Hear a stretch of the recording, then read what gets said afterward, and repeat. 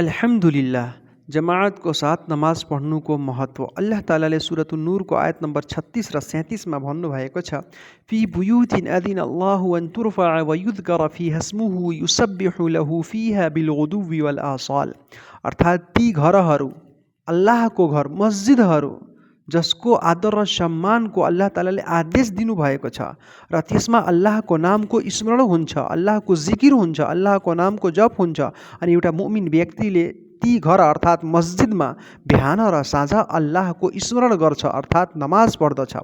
अर्को आयतमा अल्लाह तालाले भन्नुभयो, रिजालुल ला तुल्हीहिम, यस्ता मुमिन व्यक्तिहरू, मुस्लिमहरू छन्, ला तुल्हीहिम तिजारतुन वला बैउन अन जिक्रिल्लाहि व इकामिस सलाति व इताइज ज़काह यखाफुन यौमन ततक़ल्लबु फीहिल कुलूब वल अब्सार।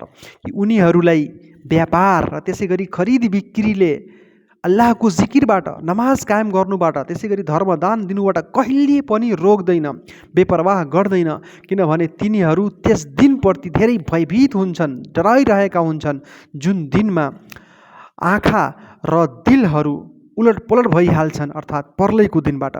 यस आयतबाट के प्रमाणित भयो कि जमातको साथ नमाज पढ्नुको धेरै महत्त्व छ। मुस्लिमहरू जुन हुन्छन् उनीहरू जब नमाजको समय हुन्छ आफ्नो सम्पूर्ण कुरालाई छाडेर मस्जिदतिर लाग्छन् अनि नमाज पढ्छन् जमातको साथमा।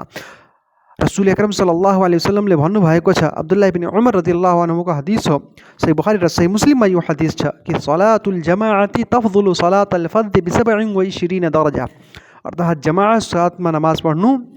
जमातको साथमा नमाज पढ्नु यो एक्लै नमाज पढ्नुभन्दा 27 गुणा, 20 भन्दा बढी गुणा चाहिँ यो धेरै महत्त्वपूर्ण छ। यसको पुण्य र यसको थवाब धेरै मिल्छ, 27 गुणा भन्दा बढी यसको थवाब मिल्छ।